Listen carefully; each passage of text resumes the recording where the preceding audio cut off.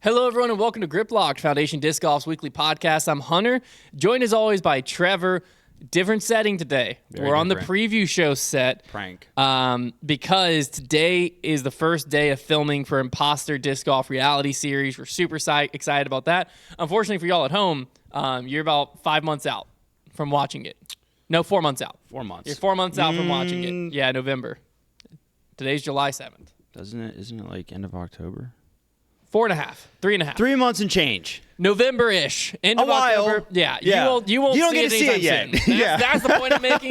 We're about to live this. It's going to be super exciting. You're not going to live it. You're not going to see it. So we're over here so that we can quickly turn the show around today because everything kicks off in about an hour. Silas and Connor are going to head over to the... Give a shout out, Con. I'll go ahead. Shout out, Con. I'll go ahead and drop the name of the house. That's a fun little teaser. Sure. They're about to head over to the Ripped Revenge Ranch. Shout out to Ripped Revenge for helping us with the show. They're about to head over to the Ripped Revenge Ranch and set up all of the interview and all that fun stuff. So Trev and I are running this thing. You're going to see some of the most absurd podcasts of your life this week. Probably going to get a live debate night off the cuff. We should get a live probably debate a preview night. show, right? Yep. Well, we might as well just bring in the dogs for the preview show. Yeah.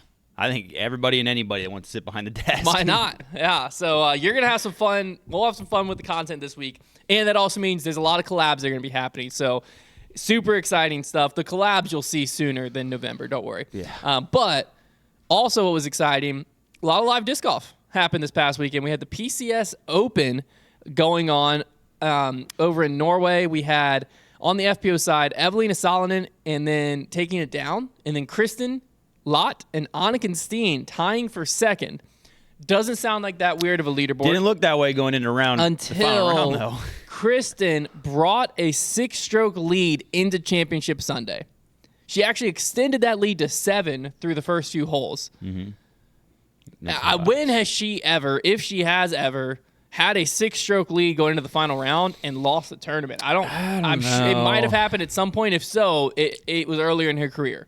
Yeah, I don't think it's happened anytime recently. Well, I want to say that if she's done that, it's probably happened earlier in tournaments. I don't know that final round. That's what I'm saying. Final round, Yeah. she has 6 strokes. It's very weird, especially when your brand is being a player that like doesn't do that, like doesn't make the mistakes and just kind of coasts in. Like that's even weirder. But something is obviously very off. I think there's a lack of confidence right now, and the thing about that lack of confidence is when you're dealing with that, it snowballs. So that's where, if you ever, that's why you're seeing her make one mistake and then it turn into a bunch, and then it just gets bigger and bigger. Because that's the true sign of somebody that's struggling with things, is like you get to that final day and she still has that lead and even extends a little, but as soon as there's one little slip up, it just collapses. Yeah, well, it started on hole 6 because really, I'm looking at the final round scores again, and she started off par bogey final round, but then went birdie. So completely fine. Which the early bogey is like but then going birdie, it's like you feel like okay, this is fine, it's over. Like I said, I think it was through hole either 3 because she gained 2 strokes back on Eveina. It was either 3 or 4 that she had extended her lead to 7. But then hole 6 is when the wheels start to fall off. So the first thing we see go is her forehand. Yeah. We saw her hit some early stuff forehand where she was like in the rough, didn't get out of the rough. We saw her throw some OB shots that were kind of very uncharacteristic, to be honest with you. We've seen her forehand. There were signs of this earlier in the season because I don't know if you remember, but we had talked about on the show a few times where there were shots that like you had called out, like Kristin's just been messing up, fluffing her forehand. Yeah. There's something going on with the forehand. And so that starts to fail her first. And then the missed putts start to pile up. Some of them were chain outs, but all of them were missed left. Right. So like some of them hit a lot of chains, but she was missing left, like pretty consistently an inch or two left. And that is kind of like the story of the round from there on out, because which there were still some forehands that messed up, but if Kristin in this final round had the forehand mess up and just makes her C1X putts, she wins. Right. But she hasn't been able to lean on the putting as a crutch. It certainly has not been reliable enough to make up for those mistakes. And yeah, her forehand, like, and nobody would call Kristin a forehand dominant player. No. But it certainly is. It was very serviceable. It's her most, I would say, it was her most useful tool getting around the course. Like, it was a huge part of her game. And especially when she is trying to hit fairways and just throw the safe shot. I mean, it's very reliable just to throw that flat hyzer out forehand. That was a big part of her game. And it's been really streaky. And I think it's a testament to the players who are really dominant forehand and use that shot consistently are able to, I think, not struggle with the like anybody who mixes in a forehand from time to time, even if they have a great forehand, it can get off. Like a good example is somebody like Paul McBeth. Paul McBeth has a really good forehand when it's on. When it's off, it can get bad. You can start fluffing him. The nose angle is what goes first. Holland Hanley, another example of a player who has a very good forehand when it's working. Oftentimes, it gets bad. But if you look at the forehand dominant players, somebody like Owen Scoggins, Sullivan Tipton, they throw it so much that you don't ever really see it like just go away like that. And I think that, whenever you're mixing in forehand and backhand, the backhand, you see that shot go away maybe with your aim and timing, but the forehand can go away in such dramatic fashion. Yeah. Like when it's gone, it's gone. Yeah. You lose all confidence in it. And I think that that's happened to Kristin a few times in her career. I've seen it happen where, it's so touchy. You let one go with too much hyzer and it just stalls out, or you let the nose angle get up and it's no good. And so, then that turns into overcorrections, and sometimes you'll see her pull them over in overcorrection. So that's it. Just all goes back to lack of confidence. But yeah, that shot has to work for her if she's going to be really effective, especially when the putt isn't where it's been. Well, what was crazy is by hole 12, her lead was gone, and she was officially down 1 to Eveina. So at this point, Eveina had officially taken over. Anna Kristin, shout out to her, was right in this battle too. Because if you look at it, you basically had, when it was all said and done, you had Eveina at 14, Anniken and Kristin at 11 under. Yeah. And then the next players down were at 5 under. So these three kind of just kept pushing themselves away from the field. And Anniken was able to hang right in there, putting up a very impressive 6 under final round. She really lefty, right? Yeah, she's lefty. And I feel like she pops up randomly in, I think, courses that do favor the forehand. I think this was definitely one. Right, because she was pretty good at last year at Throw Pink for a little bit there. I think she fell off a little bit later in the tournament, but like I think when the course favors the forehand, obviously you see the left-handed players do a little bit better.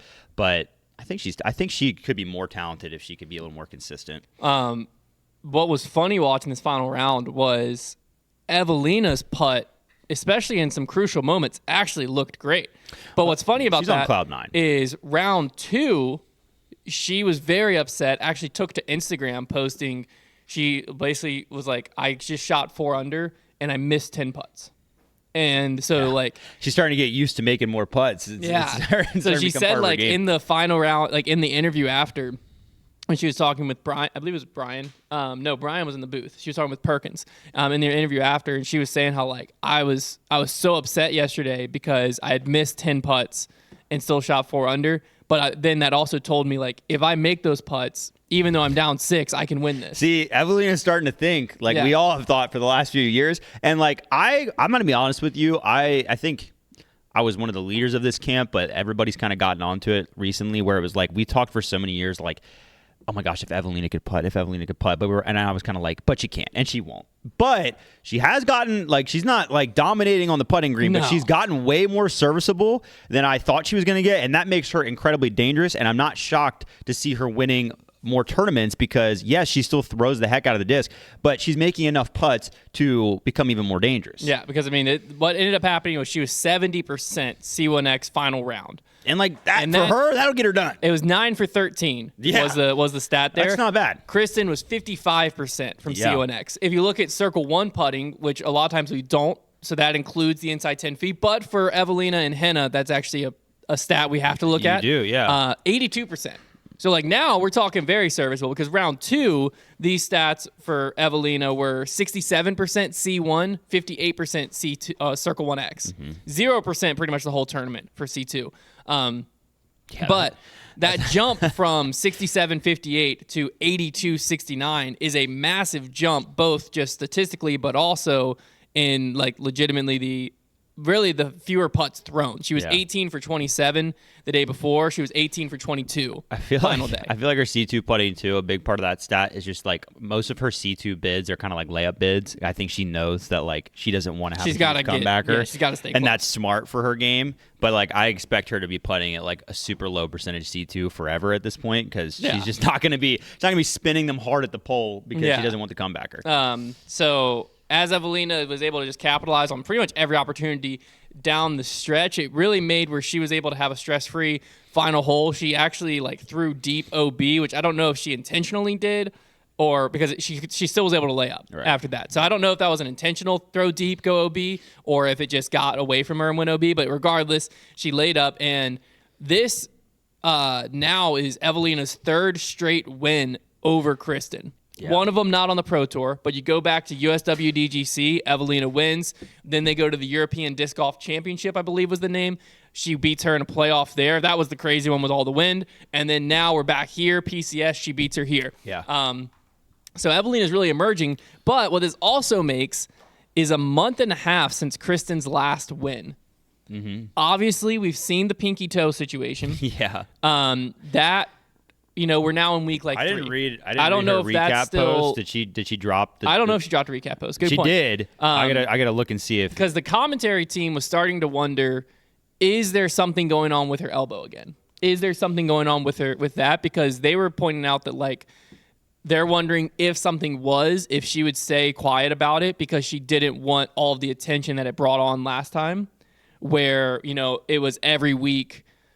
That was all the storyline was about her game, was just about her elbow. Everyone was asking her about how her elbow was feeling. And that was, so they were like, if something is wrong, they think she might not say anything. So the commentary team was starting to question that, especially as the forehands faltered because they did just look weird. Well, let me give you the facts. Give us the facts. Fact number 1, 4 days ago, she made a post talking about her 33rd birthday and how the path leading up to it has been intense and scary, to say the least. I felt as though my body was breaking down, my mind racing in endless loops at times, and emotions rising stronger than usual. I'm not looking forward to hitting my 30s. But then, that sounds scary. But then she made a recap post, and she mentioned like getting basically a slice of humble pie, but she didn't mention the toe, the elbow, anything about her body. So it's something interesting to watch for sure. Well, I'll say this: props, because it'd be pretty easy to keep referring to any kind of injury whenever you are losing. Yeah. So there is. But that. she didn't. But I think, if you're not putting well and your toes hurt, I'm sorry, but like there's obviously no correlation to that. Correct. So I think. Well, she didn't say there was. Yeah, no. I think that's what I'm saying. I think she understands that, and also she may be dealing with the injury, but. We'll see what happens. I think it's a riff. I'm not going to like overreact to this. No. I do think Eveina is on a bit of a like take that tour right now because. Well, that's my next thing I want to bring up because Eveina is emerging as the player to beat if she's not at this point fully the player to beat. She's taking next weekend off, she said. So she's not going to be at Crocol, but she'll be back for the next major, which if you look at the year, she says she just likes taking. She said it does her really well. She just came back from hiatus. It did work the first time, but it's like, I guess you got to time that right. She's like, I probably won't ace another par 4 and win another one in a row. Let's get out while we're hot. She's getting away from the blackjack table. Well, I think she's also taking a week before a major, which I respect that. That makes a lot of sense to me. Fair enough. Well, she's going to need to practice in 10 feet of mud. We'll get to that. Yeah, the European Disc Golf Festival last year, she lost in a playoff to Missy Gannon. With like her worst putt of the year. It was like I think she missed a 10-footer, something like that. So she was, and Kristin was in the field there. Yeah. So she played very well here last year, got herself into the playoff. Mm-hmm. Do you think she's the favorite for these next 2 majors? Because we go pretty much back to back after that. Yeah. Or do you think that maybe Holland, Silva, Kristin, Missy, someone else? No, she's definitely the favorite for both of them. I think, you like her at a course that she should have. She should have maybe won last year, and then at Worlds with all those rounds. It used to be my thought process with these majors was for the longest time like, okay, if Kristin plays that many rounds and has that much chance to like play consistent golf, she will rise to the top. But now I'm thinking if Eveina has that many rounds to throw significantly better than the rest of the field, she'll overcome her putting. Yeah. So like now it's like I've switched to where I'm like, no, I think Eveina is the most dangerous on 5 rounds. You don't want to give her time. At the European Open courses, which will be Worlds. I really like her there. Yeah. The Song Grounds, where they're going, I think obviously she played fine there last year. So we've only ever seen it once though. We haven't seen it. We haven't seen it like we're about to see it. Yeah, we haven't seen the Mud Bowl yet. I can't wait. But yeah, I think I agree with you because I mean most of the time, which I haven't looked at her strokes gained stats for this event, but most of the time her strokes gained tee to green are like laughable compared to the field. Yeah, she gained tee to green 10 strokes on the next closest competitor, 12 strokes on Kristin. Yeah. So like when you look at that, and she's only losing what seven putting to Kristin. Yeah, 7. Yes, it's like more really than 6.5 to Kristin. More than enough. Yeah, that's almost the story. Is like I think you might be right. Of like if you give Eveina enough rounds, she might just outthrow her putting. She's too good throwing right now. It's crazy. Yeah, 30 strokes gained tee to green is just ludicrous. Yeah, throwing with confidence. If you watch her, like I mean. She's leagues above a lot of them in her distance, power, and control. I mean, forehand, the backhand, she has all the shots. She's a great athlete at the end of the day. Like, Eveina is a really good athlete. Like, if she is sharp mentally, she will destroy FPO. Like, it genuinely feels that way right now. She's dominating. Yeah, it is. What's also exciting now is, like, earlier in the season, Kristin was getting some wins early. She had a string of second places with, like, she had, like, 3 wins and all seconds in between. And it was like, I don't care what people are saying. Kristin's the player of the year so far. Yeah. I don't feel that way anymore. And now I think there's an argument to be made for Eveina. I think there's an argument to be made for Holland. And there's an argument to be made for Kristin as well. But now the second half of the season is going to be very exciting because these next 2 majors that we're about to hit back-to-back, I think are going to be very important. Because this is the final 2 majors for the women. Yep. So this will be very important in the player of the year talks. Missy Gannon's still not out of player of the year talks because obviously she won the first major. I say if Missy gets a second major, like I can so see it now. Like Missy will get a second major here, and like it's gonna basically make her entire player of the year argument because she's gonna have 2 majors. It's gonna be very interesting to watch how it all shakes out because I mean there is a situation where Missy wins one of the majors. She has 2 majors but has less wins. Kristin picks up the second major. So then you have Eveina with a major. You have Kristin, Missy with majors. You have Missy with 2 majors, but all of them have less wins than Holland, but Holland's majorless. And you're at the end of the year looking at like, what the heck do we do? FPO Player of the Year is very exciting these days. Yeah. It's very exciting. This is the first year I feel like it's been, I mean, last year there was an argument Last year it was tight, though. Last year, like, there was an argument to be made, but it was Kristin. Yeah, I agree, but it was just because Kristin missed for a surgery. Right, but it was like, there were still, it was at least like you could think about it, whereas like NPO, you couldn't. No, last year you couldn't, which is funny because if you go back like 2 years ago, it was like, really it's Kristin, who cares? And NPO was like, you could make an argument for like 7 different people. Yeah. But that was the Calvin Isaac, who is all in that. Calvin, Isaac, Ricky, I think, had an outside argument. It was mainly Calvin Isaac. Mainly Calvin and Isaac. It was like, do you value majors or do you value Pro Tour wins? That was the big argument back then, which we might be in for FPO. That might be the argument at the end of this season. It always ends up being that way. It'll be fun to watch. But NPO, also fun to watch. We had Adam James taking down his second Pro Tour of the year. We had Mio Hamalainen. I believe I hit that right.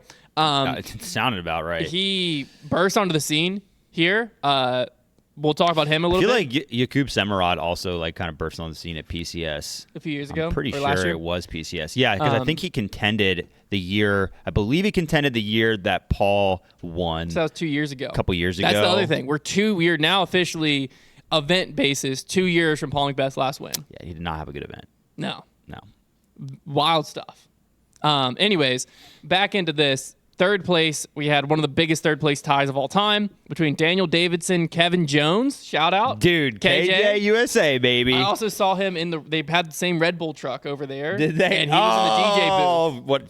DJ KJ. Absolute limbs. I'd have loved to be there. Sullivan Tipton, Lori Lettinen, Jesse Nieminen, and Gannon Buhr. Sully is. And just the giant tie for third. Sully is red hot right now. I want Sully to win so bad, and I think he's going to get one. He might get a major. I think he's going to get. Yeah, I know he's been good in majors. I really Sully USDGC. I don't hate that. Forehand Early, guy? call that in early. I really like that. Yeah. Yeah. Robbie C on the bag. USDG Robbie C. Oh. We'll go ahead and get the merch going. Oh. Maybe it can be a 1-2 where he caddies Cadence Burge to the Throw Pink title and Sullivan Tipton to the USDGC title. That would be awesome. So Adam was the leader after 2 rounds, but Gannon was just 1 back and was coming into the final round after shooting a course record with a bogey. A lot of people shot the course record that day, but Gannon was one of them, and it really looked like it was kind of set up for Gannon to chase him down as the round started. I think this is the first time Gannon's been to PCS. Maybe last year was, because sure. for a while there he was like he was only going to Europe for like Worlds the European Open. Open. Yeah, and for a while there, I think you mean like 2 years. Because he hasn't been doing it very often. Hasn't been doing it very long. Yeah. As the round started, it seemed like Chase Card might have just had the magic touch. Sullivan had a throw in from another continent on hole 2. He also aced Valhalla in the practice round. He almost recreated that shot. I don't know if you saw that. I did. He threw the same to Quake on Anheuser and got like the exact same skip. It just didn't skip as high. But then the next hole on hole 3, you had Kevin Jones. I don't know how it didn't ace. He threw it and it like hit the top of the cage and skipped into the dead center chains, which is typically like that's an ace. Yeah, like slows the disc down. And right it just popped right back out. Love stayed close. But it was like you're watching this and Adam Hammes hasn't teed off yet or might have just teed off. And it's like these guys hit the ground like running and the course loves them right now. Yeah. Because it seemed like they were getting every break, even a little bit into the round, a little bit later. Because Sullivan, the whole round, Sullivan Tipton was battling for the lead. There's several times where he actually had the lead and he was like tied with Gannon or Adam Hammes. But there were rounds where they would cut or moments where they would cut over to him. And like one in particular, he threw a bad putt. Like there's no way around it.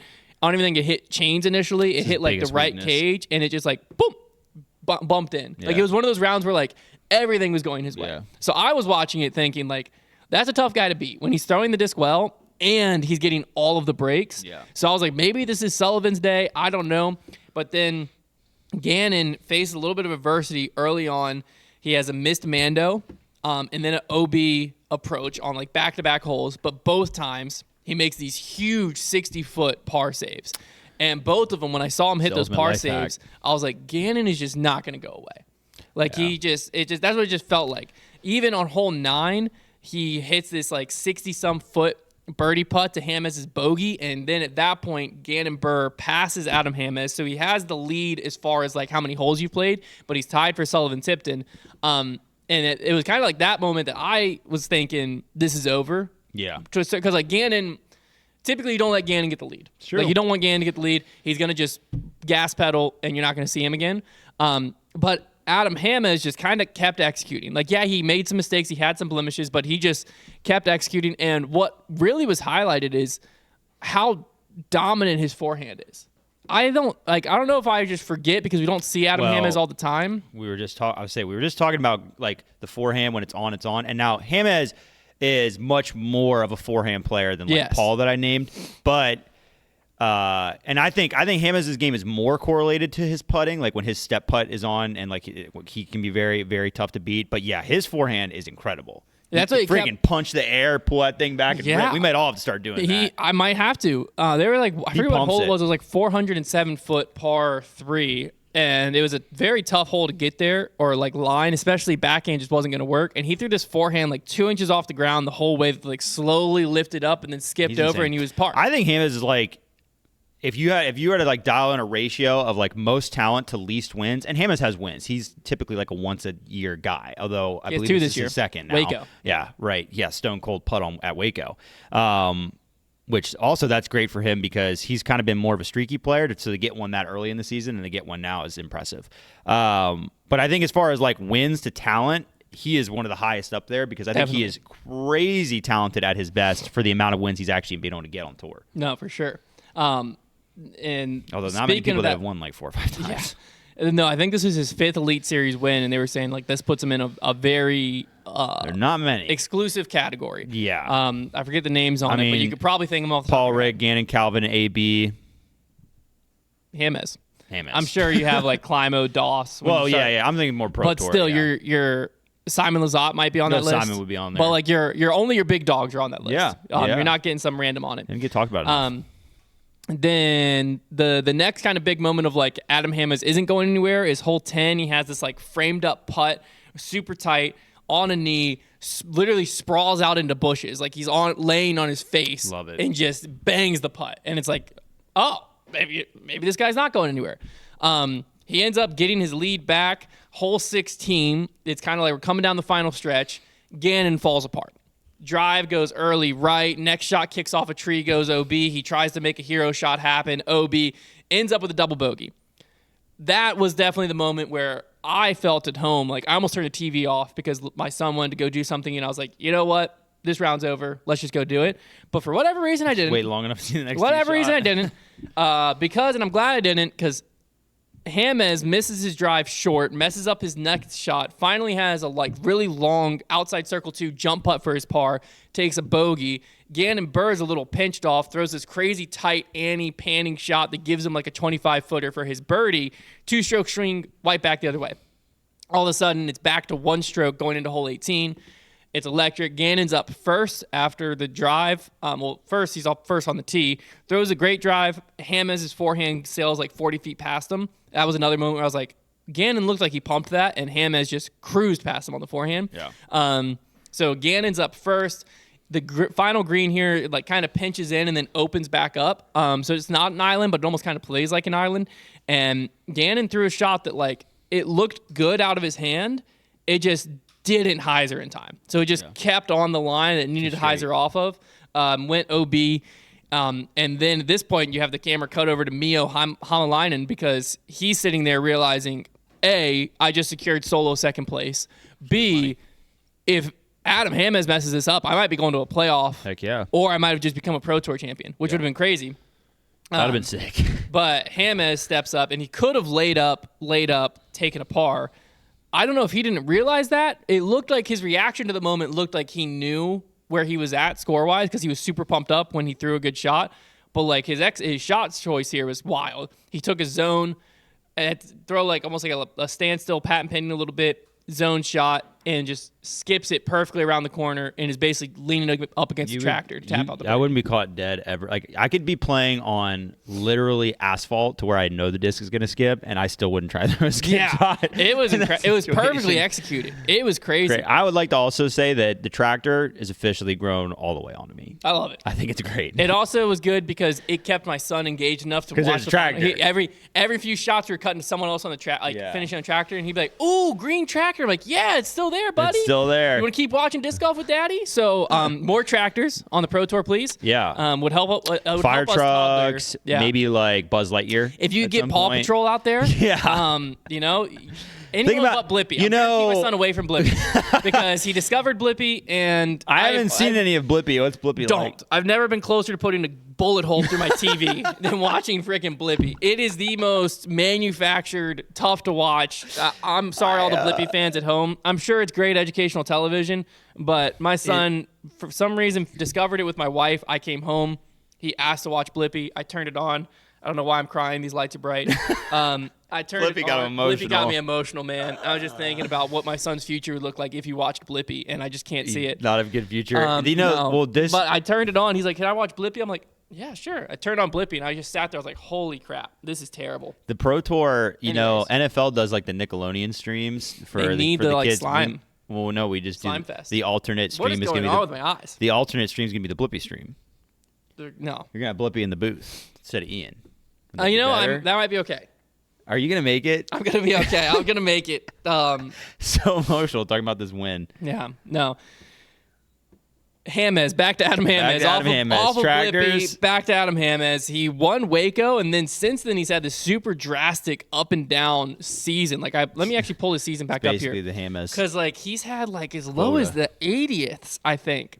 I don't really know what happened. So he went. He did fine in Des Moines. 9th, 1st, 6th, 10th. That's how he opened the season. Yeah. Completely. Remember, we were like, oh, it's consistent Hammes. We bumped him up our power rankings, and then 83rd at Kansas City, 5th at Champions Cup. He's back. 37th at Cascade. Not back. 42nd at Northwest. Worse. 17th at the Preserve.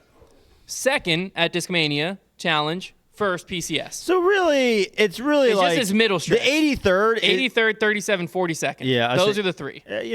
We can write that off. But even with those, he's 4th in the world right now in the Pro Yeah. Tour standings with 2 Pro Tour wins. It's so crazy to me that Rick is still that high up. He doesn't have a win yet. No, yeah, Ricky's now.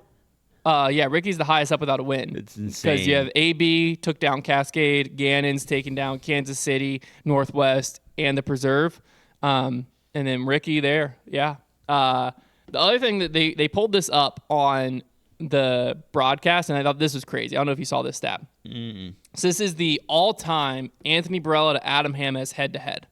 Yeah. So all-time AB King AB 67 to 56. So Hammes has beaten him 56 times. But where things get crazy is when you go down to the strokes. This is after Des Moines, so this hadn't updated post this event. Okay. All time they had 24,000 strokes. They're separated by 2. AB's at 24,680. Adam Hammes is at 24,682. After playing because they play against That's like each other. the Carolina series. Yeah, Just starting won't go away. Starting in Arizona every year, they Yeah. phase each other in these like C tiers. So like they have so much. It's all factored into this. 2 strokes separate them. Their top 10 percentage on their career is actually very close. AB has 45% to Adam That's Hammes literally 43%. wild. Like we need to, I need to see that through to like. I need to see like a graph of how much. So that's now, because Hammes was down 2 strokes, and he just beat AB by like 5, 4. 4. So Adam Hammes is now up by 2. All time. That's crazy. That's something to be tracking here. Yeah. All time strokes against It them. ends the year tied. Now, if you go into like more recent years, it gets a little bit more AB dominant because Adam Hammes, I think, was beaten up on AB earlier, and then as we got more recent, AB's more emerged. But it's crazy just to look at like how close they are, even in wins, because now they're at 8 to 9.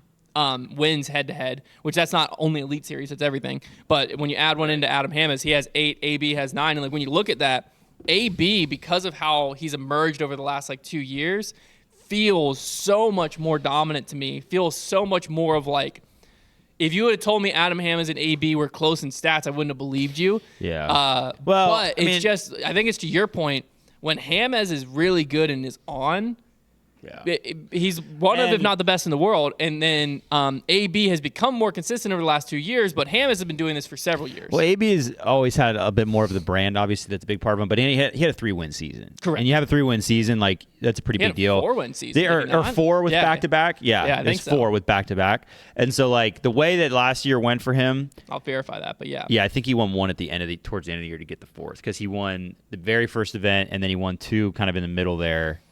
And then did he win a lot, like a final one? He won Chess.com, Texas, Jonesboro, and Des Moines. Yeah.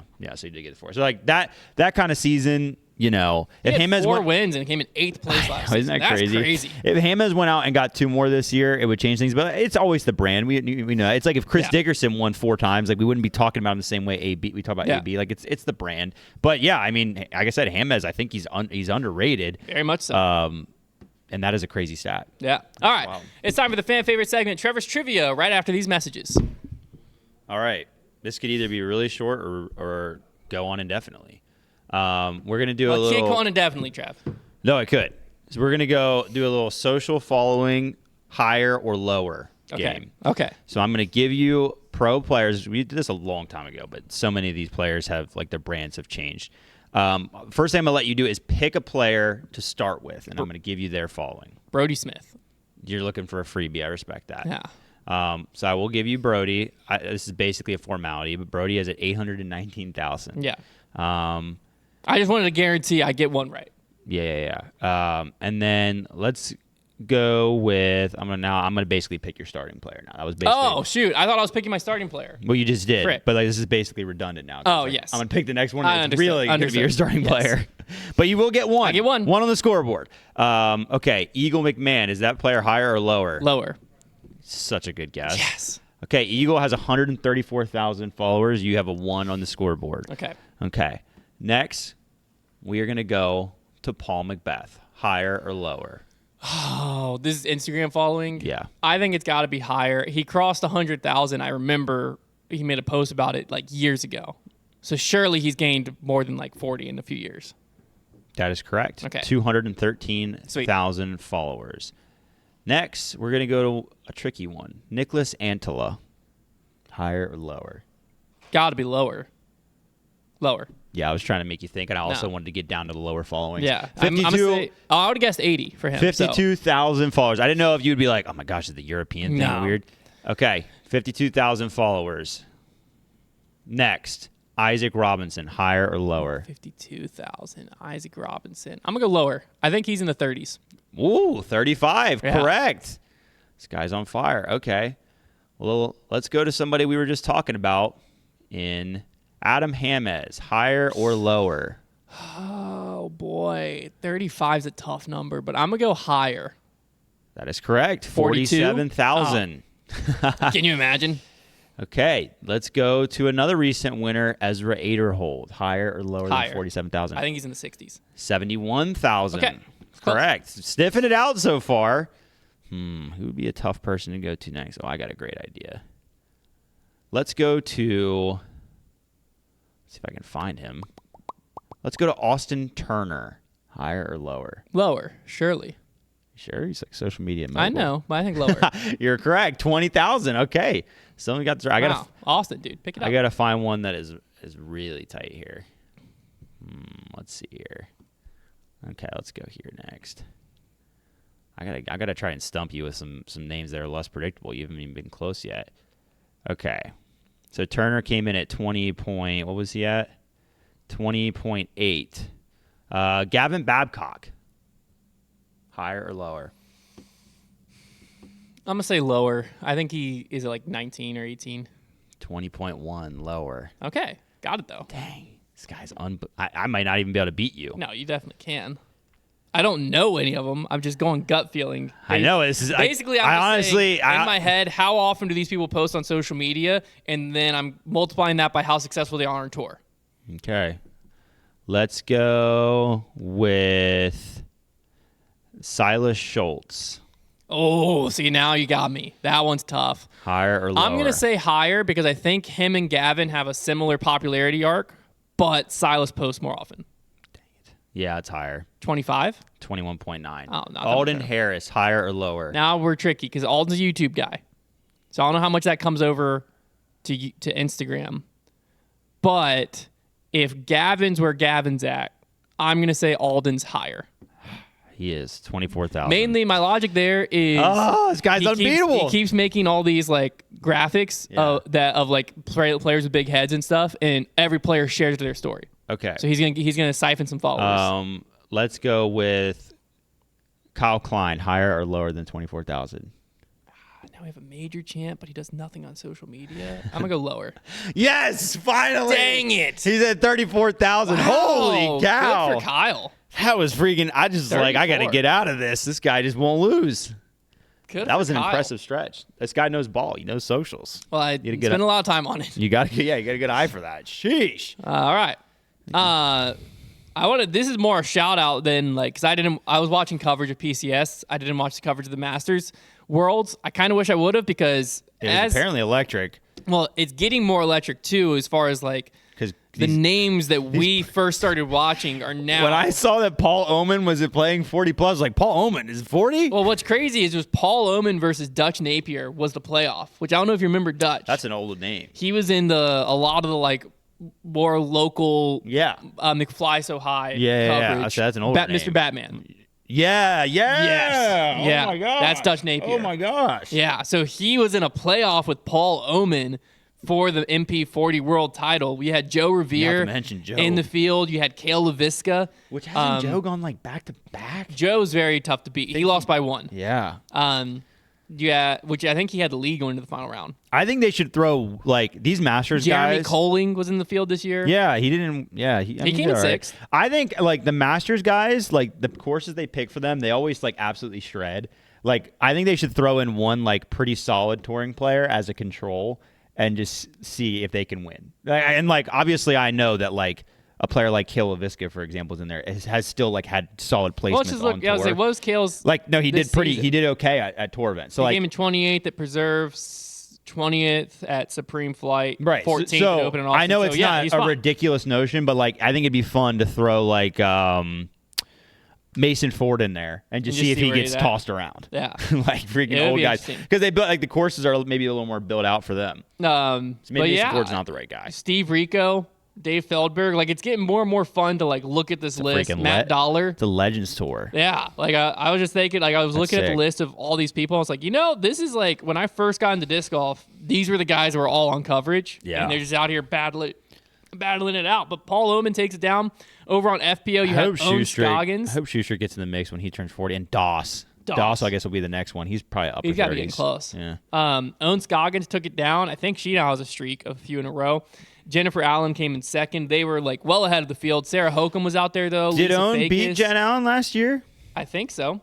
Did Jen Allen win last year? Jen Allen's mad good. For some reason, I thought she's hecka good in the Masters stuff, so I don't... For some reason, I thought Owen had a streak going. She may. I don't... Yeah, Owen won last year. Okay.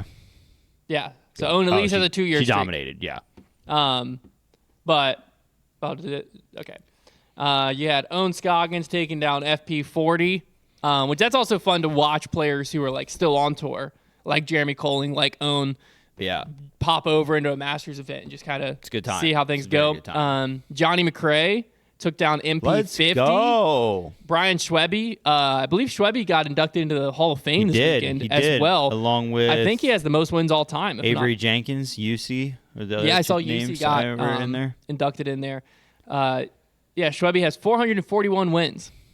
923 career events. Pretty great win percentage. How is he not already in the Hall of Fame? I don't really get how that Hall of Fame works, but, like, he's been the winningest player for a bit. I think there's something, like, I think they want you to be a certain age. Because remember, Paul was, like, first ballot and didn't make it.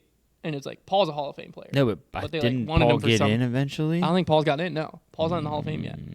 I think they let Kenny in while he was still playing. I don't remember. I don't know. The Hall of Fame doesn't Hall of Fame's weird. Juliana Korver took down FP50 over Des Redding. Other names you'll probably recognize, Barry Schultz and Jay Yeti Redding were battling for second in MP55. Kevin Babbitt beat him out. Dang. And then... That's impressive. I was looking for our guy in MP75, Pete May. Pete May, yeah. And I didn't see him. I don't think he played this year. Dang it! I did see Alan Beaver. I think he was the coach of, like, South Carolina back when we were... Gamecocks. Dave Greenwell. I think he's one of the founder of Prodigy. He was in fourth. But then you did have Dr. Rick Vokes, won MP75. I remember I taught a clinic with him, I think, forever ago. Shout out. He won by 10. PDGA number 67. Oh, yeah, there's a ton of low numbers. Mark Horn's, I think he's a North Carolina guy, right? California guy. Nope. If your number's that low, you are not from North Carolina. You are from California. You're basically at the potlucks where they started disc golf, I'm pretty sure. Good point. But Rick, I also, when I was looking at this, Dr. Rick Vokes won by 10. He's one of the OGs. He's a 75-year-old, 75 plus, and the dude was averaging like 950 golf. It's pretty baller. We need to battle him. Yeah, just get killed. Just go out to a shorter course. If we go to a shorter course, we'll get dominated. We need to go to a little bit longer. Push him a little bit. Play it to our advantage. Yeah, well, that's the only advantage we'd have because he's going to putt well and he's going to throw short chippy shots well. Dude's probably 110% C1X. Yeah, the only thing we could do is outthrow him. Maybe. I don't want to make that statement. Yeah, actually, I do. He's Doctor. He might be in heck of good shape. I would love to get into a distance contest with a 75-year-old. I think that'd be very fun. Yeah, I want to know how electric if I lost like an 80-year-old man in a distance contest. Comment down below who are like old pros that still we're talking old. We're talking like 65 plus. Like AARP, like I want some old guys that still like can throw 400 feet. Yeah. Because I want to see a dude. Because like they're Scott Stokely. I'm just kidding. Scott's in his 50s, right? I think so. But like you can be in your 50s and still hit the ball a mile. I mean, Phil Mickelson's in his 50s and he still hits the ball a mile. Like once you hit 60, that's 55. Okay. So Stokely's impressive, but once you hit 60. If you're still, and then especially 70, if you're still throwing 400 feet, like who is out there throwing the most pound for pound distance? I think that we need a new ratio of, I don't know who can get on this. Distance. It's like your heart rate. Distance. Should we come up with the formula? Yeah, we might have to. All right, let's work on that. The math 180, but for distance. We'll group test that and then drop the formula. It'll be like the legacy calculator. Final thing to talk through today. is Disc Golf Fanatic shared this over on Facebook where This is going to be the funniest thing ever. so the European Disc Golf Festival happens on the grounds in Estonia of the Estonian Song Festival. So they happen at this Tallinn Song Festival grounds. And basically this is like, I believe it's with their independence. It's basically like the entire country of Estonia is there. Yeah, legitimately, like everyone comes. Like there's, from what I read, there was 50,000 performers and 100,000 people in attendance. I'm sorry. 50,000 because performers? they all line up on this the big thing where all the players came out. That fills with all the people singing. That's insane. So, I want to go to the Tallinn Song Festival. 100,000 plus people were on these grounds after a lot of rain, during a lot of rain, yeah. and the pictures that have emerged of the festival grounds. The best thing I can use to describe it is inches deep of Texas mud. it's like, it looks you remember the Kentucky Derby this year after it rained and they ran on it? That is what it looks like. Yeah. Like Except it's footprints, not hoof prints. There's no grass to be seen anywhere except for under a few tables. It's so funny. Yeah, there's like where there were tables where hundreds of thousands of people like didn't walk. Tiny There's little of tiny sod. patches of grass. I think they're hoping that grows back like it does in Minecraft. Here's like the a deal: block is every this few is minutes. this is as of today. We're 10 days out from the disc golf major being here. Yeah, all that's gonna happen. What is about to happen? Is it's gonna harden, and you're just going Maybe to. they're supposed to get more rain. I'm pretty sure. Well, I say if it doesn't, there's two funny things. If it hardens, you're just gonna have the most uneven yeah, ground look at ever. this rain. Oh yeah, they're just gonna get. They're getting cooked. It's just gonna get cooked. It looks like Lynchburg. They're just getting drenched. So I don't know what's about to happen for the major because you can't play out there. They're basically playing in soup. Like if the grounds don't improve, They're gonna have to play on the presidential lawn. they already are. I mean, they have a hole out there. They do have a hole out there. I'm pretty sure. Is that this year? Yeah. I don't know what's about to happen. I have no idea. What if we're about to just realize the true power That's of the what we're gonna Estonian see. government and they just like resod the entire I was going to thing? say, we're about to see, obviously disc golf's a much bigger deal over there. This is on like really But like big that's festivals. something This like is that's not even like a thing. Like if something like this were to happen to like I don't even like let's just say a football field. Well, think of it this way. If it was like they would relocate it. But imagine this is Augusta National. 10 days out from the Masters. Yeah, it wouldn't happen. The event would not happen. That is irreparable. Yeah. You cannot get grass to go back there. I could see them mulching, but if you mulch, like if you mulch The it, mulch grass isn't- major? I'm like I can't wait at this It's point. either the mud major, the mulch major, or it's gonna be the miracle major. Because there's gonna be grass. And here's like, what how makes the heck it. is there grass there? Here's what makes it even funnier is we were already like worried about forgetting this major because Worlds is right after it. Not anymore. We're not gonna forget True. it because we're gonna see pictures. True. It's gonna be like. The pictures of Tim Tebow with like the mud all over his face and like the paint, like that's what we're gonna see pictures of Calvin Heimberg, like completely covered in mud up to his shins and winning the tournament. No, it's gonna be splashed. He's gonna up on win his his jersey. he's gonna win his first major. be You're like some- sick. there's gonna be His some hair's gonna be all sick- matted down. There's gonna be some sick new jersey drops after this week. Like if after somebody this, goes through a backhand slips and just splats. on the back. Mud Angel, if you win. Yeah. Yeah. This could be interesting. I can't. I would keep. I have this feeling that they're gonna correct it somehow. You can't. I agree, You can't do it. but I'm just saying. I have this feeling. That is our rational minds being like, surely there's no golf event happening there. But like, if anything happens, it's going to be them relocating it. Like that. That's not gonna Here, happen. let me give you a disaster scenario. Let me give you a scenario that would really suck. It gets moved to the same courses as Worlds, and they play two majors that there. won't happen. Oh, wouldn't that just That won't happen. suck? No, mainly. I hope because they move it to they're- like the only other course in the area, and it's like a pitch and putt. Yeah. it's like every hole is like 320 and under. Let's look at this. Let's actually go UDisc to Estonia. Like what? I mean, I know there's probably hecka courses in Estonia, But like, how many? but how many can accommodate all the fans? Because like there will be a lot of fans. Yeah. I did find Maybe it there's weird, not hecka courses in Estonia. Well, there's there might be 10, or is that just the top 10 that they're showing us? I think this is all. Oh my gosh! Well, Estonia is very small. I know, but like I mean, yeah, is it like a 20-minute drive from one side of that guy? We need to. Let's look at everybody- Pova to Tapa. I think as disc golf journalists, we should be really up to date on Estonia because it's so important to our sport.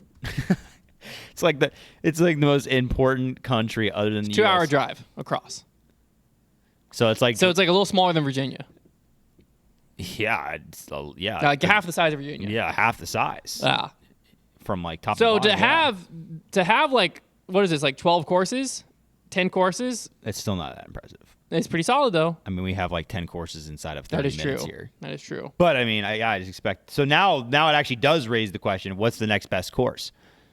I think the Sportland carved me It's still probably sick. Like, I bet there still is sick courses. This looks like probably the next best course here. Too bad you're not gonna be able to scroll. You gotta log in. Yeah, I gotta freaking log into UDisc. What's Thanks going a lot, on? UDisc. 21 holes, pay to play. Let's see what we're looking at par wise. It's okay, it's 8,000 feet. That's but long. it's 21 holes. Ooh. So you gotta take off 2, 4, 6, 8. Let's Who do just we say appreciate? it would be a It'd be like unique 7,000. experience. It'd be like 7,000 That's foot not long. par 61. That would not be long. So I don't know what's gonna happen, but I have a feeling. hope I have the a mud feeling bowl the camera's happens. gonna turn on, and we're gonna be like, "There wasn't grass there. How is there grass there?" Well, here It could sod the whole here thing. also is the thing we might not be considering is like how much of the grounds looks like that. Is it literally just like 1 or 2 holes look like that, know. and then the rest of it's just fine? I hope not. That might. Well, I hope so for the sake of like I want to Yeah. watch disc golf. I hope not for the sake of like I want to watch could players. be electric though. I want to watch players in the mud. Like Silva Sarden's gonna win Yeah, standstills. if they have to go. If they have to play in the mud, Silva's winning. I love the idea of that, but it also could be funny if 16, 17, because I think wasn't that 18 with off the stage. Hole 1 and So imagine 18 if were like the both in that area. final stretch of the tournament, it's like it's not over till you get in the mud, and like they're just mud literally all wrestling. the way down to their knees for like the last hole, and it's like you have to, we don't have to enforce time limit because you're gonna sink to death. Yeah, You're gonna be. quicksand. It's literally quicksand. So funny. Gannon Burr's over there squeezing his whale sack, and he's up to his chest. He can't breathe. Pull him out with a crane. Oh, all right. He's still taller than half the field. We're gonna. He still has plenty of room to generate torque. How did he just throw 450 from his waist? We're gonna quickly go through our top 10 here to wrap up the show. Finish this thing up. Right now we have Gannon, AB, Ricky, Kyle, Isaac, Niklas, Simon, Paul, Ezra, Goodness. There ain't nothing quick about this. Adam Hammes is missing. Yeah. Is why I wanna update should we this. let's do some simple reasoning beforehand. We know Ezra Aderholt's going in. We know Adam Hammes is going in. Yes. And then we know that Simon is probably out. There's a good chance that Paul is out. And Corey will probably stay in. Ezra will probably stay in. So Paul last twos went 15th, 48th. Mm-hmm. Bumped. So he's gone. Simon and Simon Lazard is has went also 12th, 37th. So they're both gone. I'm gonna just go ahead So and let's replace. plug I'm them gonna in. replace Simon with Adam Hammes. Yeah. And Paul with Ezra Aderholt. And Paul with Ezra Aderholt. We can work from there. Because Corey Ellis did really well at Discmania. Ezra Robinson also did solid at Discmania. So I don't know if they were both at this event, what they did, but I'm just saying, like, at least have something Robinson going for was him. out there. Oh, there. No. So Corey Ellis went He's on a second, heater. 5th. He went 7th, 2nd, 5th. He's on a heater. So he's He's might probably need going to to move up. Ezra Robinson came in 13th, 15th, 13th. Yeah. So he's doing fine. He's fine. He's like on the Sullivan edge. Tipton needs to get moved in. Though. Ooh, yes. So I think Ezra Robinson's going to get bumped for Sullivan Tipton. What about Dark Horse Niklas? Has Niklas even been playing? That's what I'm saying. Like, Oh, good call. there's some people in the middle of that list that are also on the sketchy side of things. Niklas just came in 11th Okay. at PCS. So he Okay. beat Ezra at PCS. And then he had a win, a bunch of breaks off. yeah, he had a win, a bunch of So breaks. he could probably move 11th. down the list, though. He can move down. Corey Ellis can move up. Sullivan Tipton can move up. So I think we could probably take all these players and jump Niklas. Yeah, well, yeah, he had a hasn't played. hiatus. He and had then a he hiatus. comes back and goes in 11th, and you expect to still be in 6th place, Niklas? No, you got Then to we play, need to man. audit Isaac Robinson and Kyle Klein. Kyle Klein has been Isaac missing. Robinson, 10th, 27th, last two. Pretty meh. And who was the other one? Kyle Klein. Kyle Klein just came in 13th to PCS, And he was- 108th at the Preserve. And then he was, Okay. I think Kyle Klein might be bumped. he might be gone. So we might be bringing Ezra Robinson back in. Isaac should be below Sully, should be below Corey, above Niklas for recency he's been playing. Yeah, I agree with that. I like that. I like where we're at Let's so far. look We're at cooking. Ezra versus Isaac really quick. Isaac Robinson 10th, 27th. Ezra Ezra's Robinson better. 15th, 13th. Yeah, a little bit. So I think better. I like Ezra more in that situation. So I think we're gonna put Ezra at 8. Okay, we got something cooking here. Okay. So now we just kind of look at this top here. Ricky Yeah. Wysocki, 8th, 22nd versus. So Ricky last 3 events, 8th didn't play 22nd. Adam Hammes 17th, 2nd, 1st. Sullivan Tipton is the other player we need to be looking at here. 8th, 4th, 3rd in that same stretch. Hammes probably needs to move up. Hammes needs to move up. I think Sullivan Tipton might need to move up. Yeah. Ezra Aderhold in that same stretch. He's been good. 10th, 1st, 42nd. Just took a bad one. So Ezra with the win has to be in here, but I think he's fine to kind of stay lower. Yeah. Sullivan Tipton and Adam Hammes, I'm make a case they should jump Ricky. Oh yeah. Because Ricky's went 8th, 22nd. And they probably can jump AB. At least Hammes can, because AB he's been like Hammes definitely fine. can. He's been fine, but he hasn't been like insane. You're right. Hammes can definitely jump up to second in the world. Should we actually look at Hammes? I swear, Hammes, this is what, and we've said because he's streaky. Okay, but Gannon went 1st, 13th, 3rd. I think literally- we're fine for Hammes with 17th, 2nd, 1st to be 2nd. Yeah. Hammes literally, every time he pops into our top 10, he goes super high up there, and then within like 2 weeks, he just falls off again. Okay. This is this is a top 10 for the ages because there is all kinds of interesting things going on. This is one we might look at next year and be like, what the heck is Sullivan going on? Tipton 8th, 4th, 3rd. Does he jump Ricky 8th? Didn't play 22nd. Yeah, he does. Sully's been on a heater. Sully Tipton jumps Ricky Wysocki. Does he jump AB? I think so because AB hasn't had a win in that time. AB's went 3rd, 28th, 9th to Sullivan's 8th, 4th, 3rd. Yeah, So I think Sully. I mean, other than the guys that have wins, like Sully is up there. Okay, so now we have to look Holy at crap, Ezra dude. Aderhold to Sullivan Tipton. That's kind of the final question mark here. Yeah, 10th, 1st, 42nd. That 42nd. I think that kills him. 42nd Yeah. kind of kills him. So I think we're good here. I think Okay. park the bus here. This is a crazy top 10. Gannon Buhr 1, Adam Hammes 2, Sullivan Tipton 3, Anthony Barella 4, Ricky Wysocki 5, Ezra Aderhold 6, Corey Ellis 7, Ezra Robinson 8, Isaac Robinson 9, Nicolas Antela 10. Wild Stuff. What a trip. Eveina Solonin's missing from our top 5. She jumps straight up to number 1 and bumps out Paige Pierce. so Silva crazy. Saarinen did not play due to a fever, so we can't really fault her. But let's look at FPO recency. Let's see. Des Moines, Holland Hanley came in 2nd. Kristin did not play.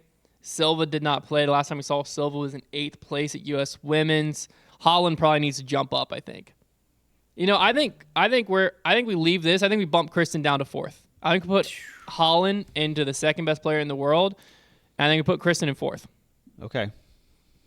Sure. She needs to wake up. That's we're sending a wake up call. Yeah. I like that. Evelina's won 3 in a row. So Evelina's got to be number 1. Holland Handley has went 4th, 4th, 2nd in her last 3 starts to Kristin's 2nd, 6th, 2nd. Are we just doing the exact same? Like, are we giving Holland credit for the same Cadence thing? Probably needs to get. Are we giving Holland credit for the same thing we're counting against Kristin, which is being a not winning but coming super high up merchant? It's a good point. I I think we just did, but I'm okay with that because we're a little bit irrational in the show. Cadence needs to jump in here because she's went 3rd, 2nd, 1st her last 3 events. Yeah. Oof, we almost made a huge mistake. Missy Gannon's out. Missy just came in yeah. 23rd at U.S. Women's. Yeah. Didn't play Discmania. Yeah. See you later. Missy gone. Nice knowing you. Cadence in. I think Cadence should be in 2nd right now. I think you're probably right. Yeah. She had a win. She's been dominant recently. This is the power rankings at the end of the day. Yeah. So now Let's just leave it like that. It'll make people mad. The Kristin fans will be mad. Eveina Solonin 1, Cadence Burge 2, Holland Handley 3, Silva Saarinen 4. Wake the frick up, Kristin. You're in 5th place. Title of the podcast: Kristin Tattar falls out of our power rankings. Not quite. Not But quite. one more week, one more slip up, and we're gonna do it. You take one more 2nd place, and you're done. You can only come in 2nd for so long and stay up in the power ranking. Since we're running a small show today, Trev's gonna do it. I was gonna do it, but Trev's gonna do it. So we're gonna stall there. We'll be back for the preview show. It's gonna be an electric preview show. We'll probably bring in some guest analysts because why the heck not? They're in town, and we'll talk to you then.